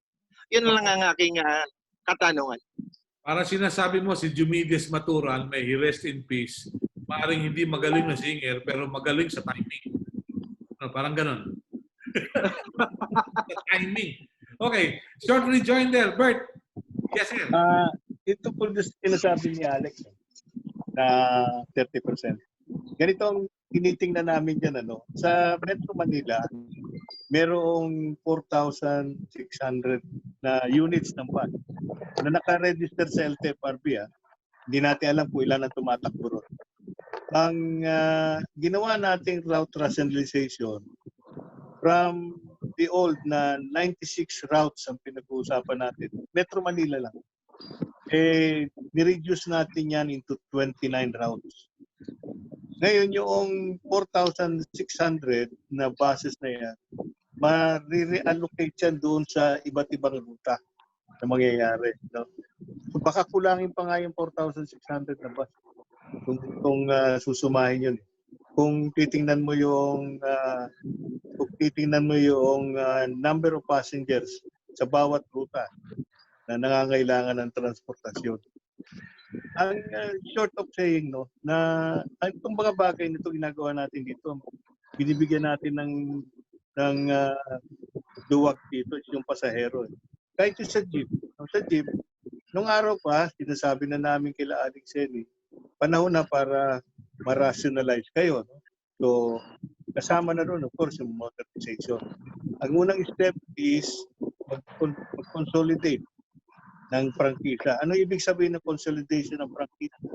Halimbawa, dito sa biyaheng Tayuman-Lardizabal, ilan ang operator dyan? Ilan yung jeepney dyan? So ang gusto natin mangyari, maggrupo sila para maisaayos natin yung pagdidispatch ng mga jeepney. Hindi yung nagkakarera sila dito sa kahabaan ng Tayuman at kahabaan noong papunta ron sa Espanya. So, organized. Mayroong tinatawag na headway, mayroong tinatawag na dispatch. So, magagawa lang yon kung may grupo. So, kaya ang inumungkahin namin, maggrupo kayo. Ngayon, gusto yung korporasyon, wala kami pakialam dyan. Kung gusto yung kooperatiba, wala kami pakialam dyan. Basta kinakailangan, grupo kayo. Okay. Then from there, we start na. No? Kasi tinitingnan natin, again, example ko dito sa linyang Tayuman-Lardizabal. Ilan ba talaga ang jeep na kailangan dyan? Dahil sa ngayon, pag nakita ko rito, tapat ng bahay ko, nakapila dyan yung mga jeepney. Yung unang jeep, nakabalik na, yung panghuling jeep nandiyan pa. So, mukhang hindi maganda.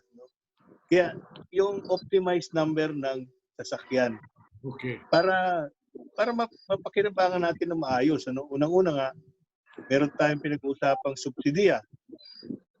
Alam ni Aling Seni yan, yung patawid pasada. Sa tingin ko, yung patawid pasada, hindi na-optimize yung gamit nun. Ano ibig sabihin? So, unang-muna nagbigay ng 5,000. Tapos, nung nakaraan, 2,000. Kada driver. No? Kada driver. Kada jeep. Ngayon, yung 20,000 na yun ang pambili nila ng krudo. Sa tingin ko, hindi maayos na sabihin natin na gastos yung pera na yun. Dahil kasi, libre. So kahit 2-3 pasahero ng jeep, takbo lang na takbo. Okay. Yeah. Bert, Yeah. a commuter, pag umuwi ako ng probinsya, katulad niyan, babanggitin ko na, sumasakay ako patungong Baguio dun sa Joy Bus. 29-seater lang yon. Paano kung magre-reduce pa ng pasahero yon? Hindi kaya madagdagan naman yung pamasahe ko para tumakbo pa yung bus. Ano kaya? Okay. Basta ang generally ang sinasabi namin, ayaw namin galawin yung pasahe. No? That's the last thing that we will do. Ang hinahanap namin ngayon is yung pampuno doon sa sinasabi nilang pagkalugi nila, no? Like for example, lagi namin binabanggit yung subsidy sa fuel subsidy. Tinitingnan pa namin kung ano pa yung pwedeng magawa namin na pampuno nga doon sa sinasabing kalugian nila. In fact, isang model din na tinitingnan namin is yung gobyerno, pansamantala, arkilahin yung mga bus na yan, yung mga jeep na yan. No? Bayaran sila ng fixed na tawag ito, na rate, para magamit lang dito sa ganitong kondisyon. Maraming paraan. Okay. Maraming paraan. Dr. Benny Vicente, magandang pag-usapan din ito. Yung bang anger management, how do Filipinos manage their anger? Well, before the COVID, maraming magagamit sa anger management eh. Punta ka lang ng sabong eh, di ba? Ang sabong is a very aggressive game eh. No? I-displace mo na yan. Kahit tupada, pwede, no? Oo, watching boxing match is already okay. Exercise, sports, marami ang natutulong sa anger management, no? Yun lang ang problema natin ngayon. Hindi mo magawa ngayon yung lahat because of COVID. So, anger, yun nga, ang part ng anger management, importante yan. Meron ka nakakausap na pagsasabihan mo nung hinanakit mo eh. So, tawag dito yung catharsis na ilalabas mo. Catharsis, no? But tulad na sabi ko kanina, ang isang problema ng anger din, anger can easily be displaced. No? Nadi-displace yan eh. No? So, may example dyan, hospital, ginamot na lahat yung pasyente, todo-todo. Meron na libre na yung paggagamot. Meron lang konting kamalian na nakita na yung namatay yung pagkakabalot ng pasyente nila. Galit na. So, pinagalitan na lahat ng mga nurses, yung mga staff, galit na. Ganun ang characteristic na anger. It can be displaced. Sometimes rational, sometimes irrational yung So, anger is also usually the product ng frustration yan eh. Meron tayong 2 drive. Yung drive nga natin is, ang taon man, procreation tayo eh. Usually isa. But the other one is also preservation ng life. No? Mabuhay ka. So right now, what's happening is nawawalan ng trabaho yung mga tao. The loss of a job would mean, what am I going to feed my family? How am I going to feed myself? Preservation of life. Kanya talagang you will expect a lot of people to be angry. Ang disaster, ang crisis, meron niyang may mga phases yan eh. Hanggat ngayon na meron pang ayuda, miski coming in trickles, no? Mm-hmm. Meron pang hope eh.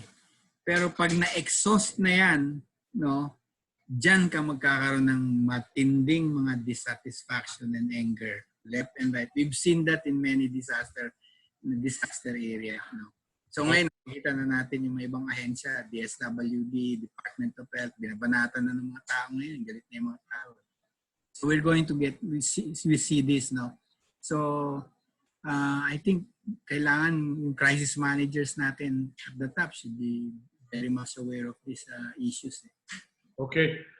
Si Marlene Alcaide kaya ng TV5. May tanong ka, Marlene? Yes, Marlene? Got some questions for our resource persons? Okay. Siguro later na lang. Kasama rin natin, mga kaibigan, ang isang bus operator, si Ben Garcia ng Region 11 at Region 12. Mr. Benjamin Garcia, would you have some concerns? Yes, please. Yes, nagpapasalamat ako dahil I really think that we should not lose the opportunity to rationalize the routes, no? Marami namang examples yan eh. Tama yun kasi halimbawa kung sa inyo sa EDSA, dapat kung ang sentro Quezon City, wag na yung lahat mag-ooperate along EDSA. Yung point of preference is Quezon City para mahati yung bumabiyahe. And then ano yung para sa jeepney, ano yung para sa mga van, ano yung sa tricycle na ruta para mabuhay naman lahat dahil we have to do that humanely, ano. Ngayon naman dito sa on the other hand, I'm sure LTFRB and our other experts sa DOTR can handle that. Marami naman examples of efficient transport operators all over the world, no? Like Japan and the other European countries. Now, regarding the opening of routes doon sa Northeast or GCQ na, sana ang LTFRB na lang ang gumawa ng national policies. Kasi ang nangyayari, bawat probinsya, yung LGU, may sarili pang version na gustong gawin. Nakakalito sa riding public, nakakalito sa operator. Mahirap yung iba-iba pa yung mga policies. So dapat ang sundin, when it comes to transport, yung national na lang.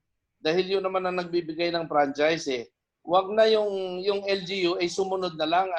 Ang kailangan lang naman yung regular precautions, yung pag-disinfect, gumamit ng mask. Gaya nung ating thermal scanner, not all the operators can afford to put per bus a thermal scanner na so dapat yun by terminal na lang. Kaya yung ibang maliliit na operator papunta doon sa terminal. At pag naisama na sa terminal at na-scan na, doon na lang lahat ng scanners dahil we also do not have enough scanners to do that eh. Okay. Sana yung bus, wag nang mahigpit na ang dami pang checkpoints na dadaanan, bababa na naman ulit sa bus, i-inspect naman ulit, wala nang scanner doon, baka lalo magkahawahan. So, ang mga ganong rationalization ang kailangan when we start operating dahil nga iba na yung new normal, hindi naman pwedeng punuin. So sisikapin muna ng operator kung kaya bang kumita ng 50% or less na load factor. Ben, so nakikita mo ba yung possibility, Ben, na wala nang pick up along the way, terminal to terminal na lang?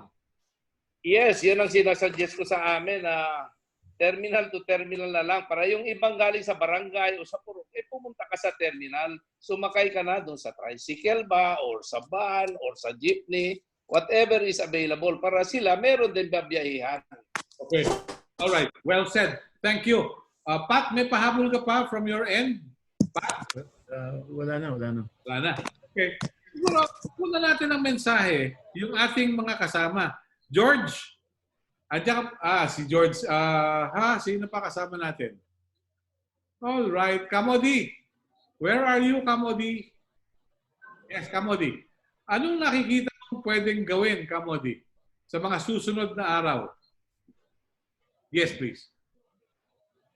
Decision. Hindi totoo naman po yun na kailangan talaga natin yung usapin ng ruta rationalization para alam natin kung ano ba talaga ilan ba talaga ang mga unit na tatakbo ng mga bawat kalsada para mapagserbisyo sa mga mamamayan. Ang isang malaking problema dito kasamang Milo ay tipong dun sa paggagawa po ng mga panibagong ruta sa ilalim ng route rationalization ay hindi po in-involve yung mga transport sector. So dapat ang LTFRB o DOTR kapag ito ay gumagawa po ng plano para sa usapin ng serbisyo, dapat ini-involve yung mga pangunahing utor o mga pangunahing bahagi ng tatamaan ng kanilang mga programa. Kasi halimbawa dito po sa EDSA, yung sinasabi po ng EDSA, yung sinasabi sa EDSA, bakit traffic? Bakit mahaba ang traffic? Kasi nagko-concern ng yung pag-aaral po ng JICA, kung naalala po ninyo kasama nilo, yung pag-aaral po ng JICA ay ang capacity of vehicle lamang ng kailangan tumatakbo sa EDSA ay halos 100,000 lamang. Pero batay po sa report ng MMDA, kung di ako nagkakamali, ang tumatakbo po sa EDSA ay halos umaabot po ng 1.5 million na mga sasakyan.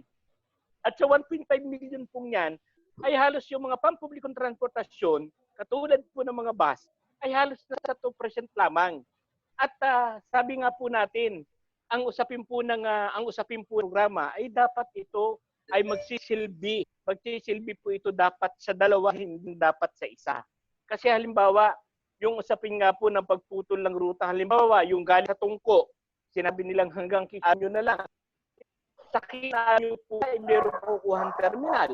Yung po bang malalagyan ng mga terminal, yung po pasahero mula po doon sa bus na bababaan niya, may kakibat na masasakyan na. Tapos siyempre kasamang Milo, yung usapin nga po usapin ng serbisyo ay kailangan ayusin mismo ng gobyerno yung LRT at MRT sa usapin ng mas maayos na serbisyo para sa mga mamamayan. Ibig sabihin yan, dapat ang nagpapatakbo po ng mga transport na ito, dapat gobyerno po, hindi po mga pribadong negosyante. Dahil pag mga pribadong negosyante po ang nagpapatakbo nito, ano ang magiging dulot nito sa mga pasahero? Yung pagtaas po ng mga pamasahe.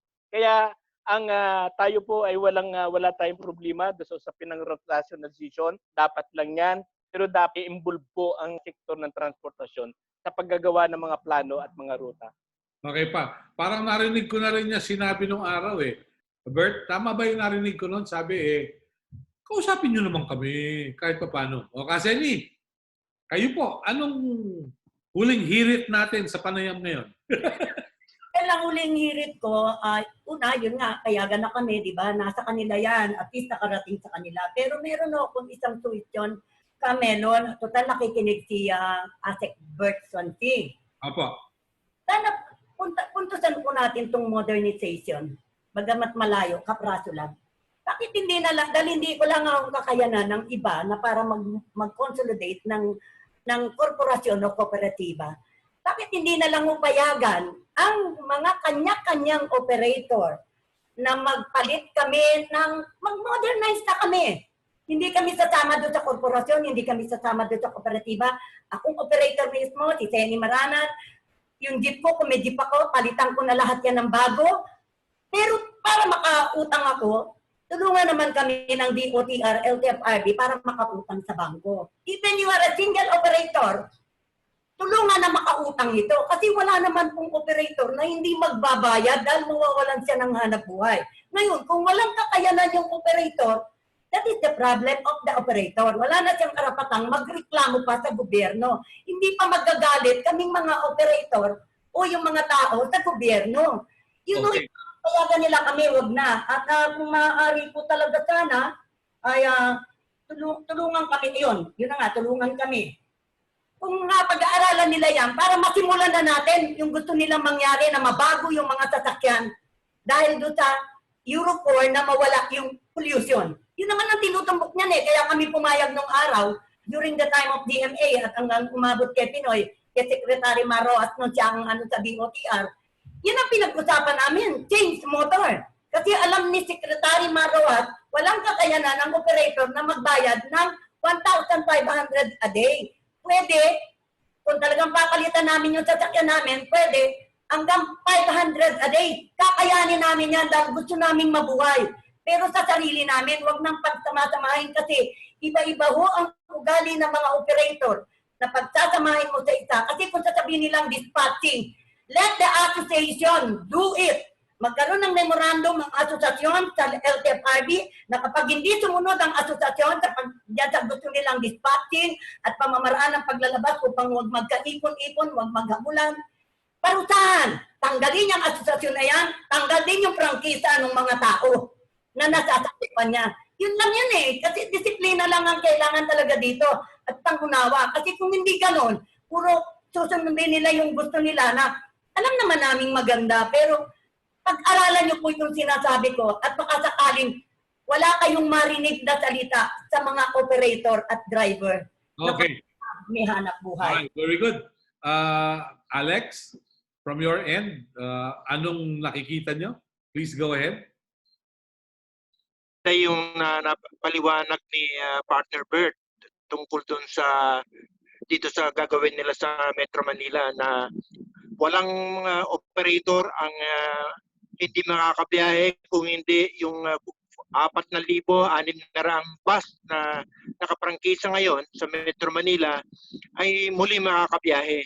And doon sa probinsya, yung aming panawagan lang na yung prior operator rule doon sa mga linya ay dapat manaig dito. Kasi kung mag-open up sila ng linya at i-allow nila yung hindi operator dun sa linya na yon, ito magkakaroon tayo ng problema sa unang-una na nabanggit ni Ping Garcia kanina, operator siya ng Yellow Bus dun sa Mindanao, no?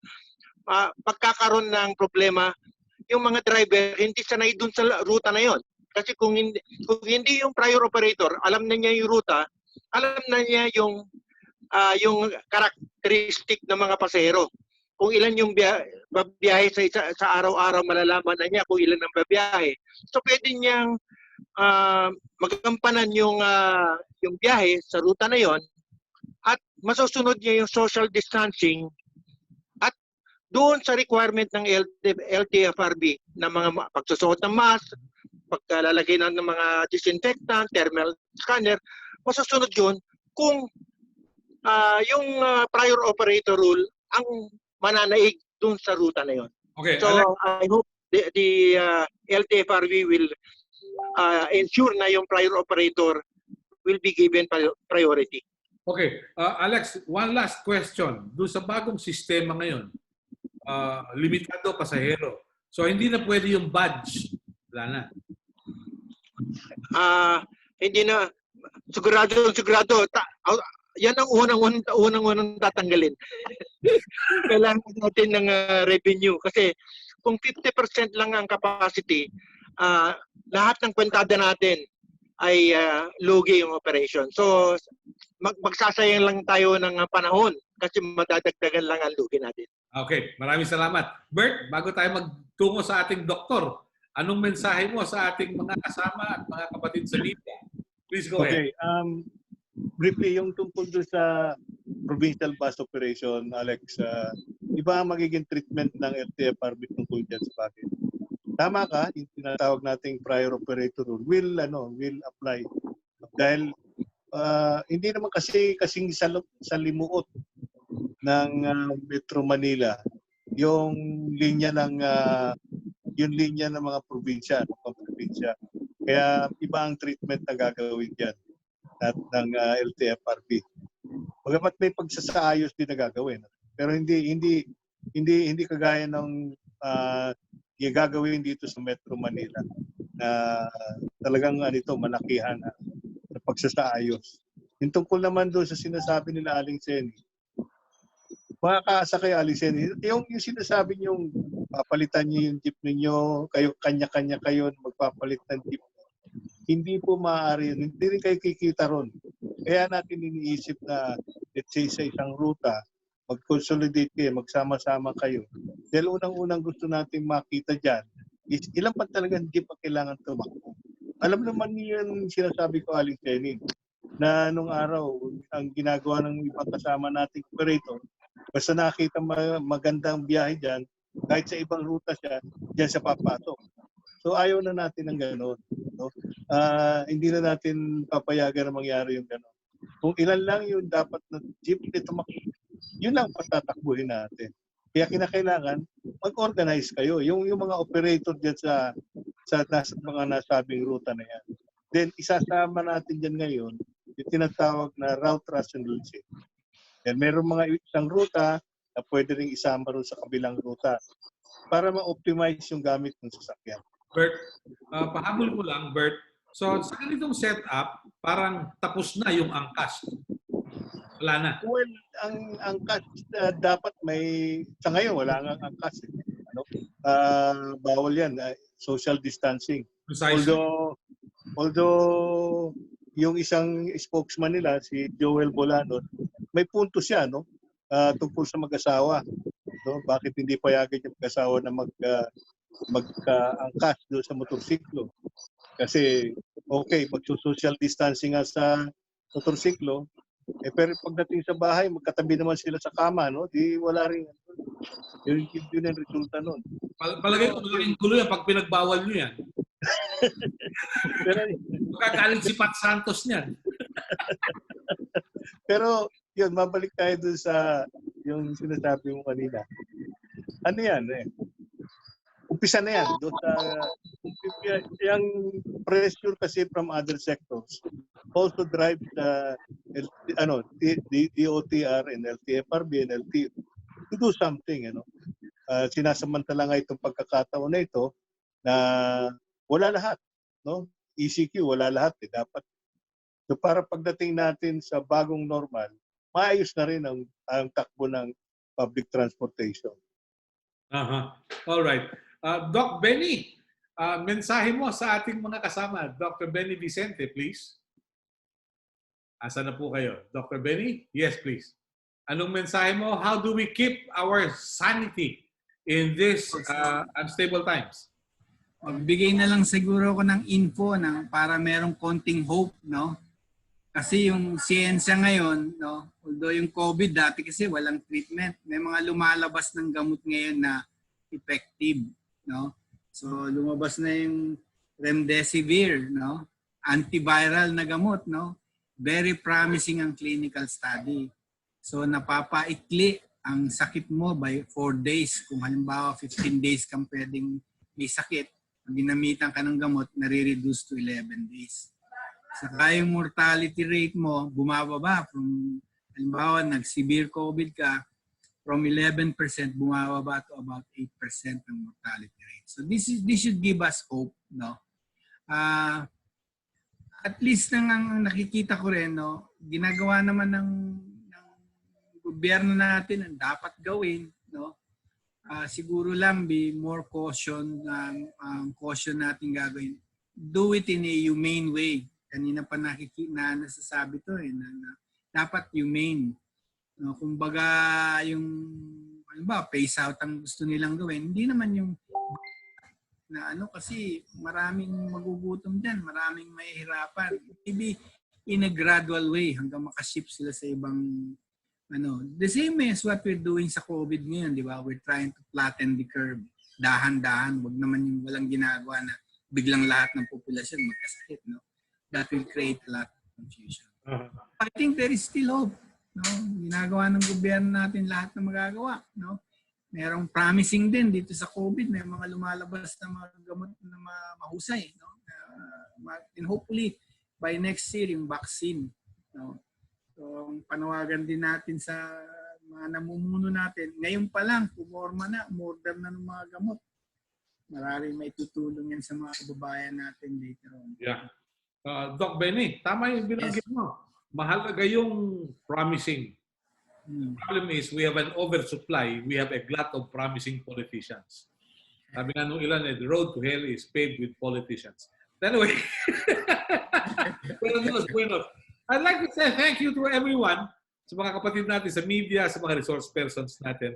It's indeed a pleasure hosting this discussion on public transport at how do we cope with such trying situations.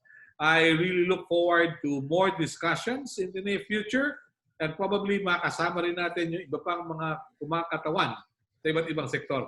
Thank you very much for being with us. God bless us all. Thank you very much. Have a nice day. Thank you again.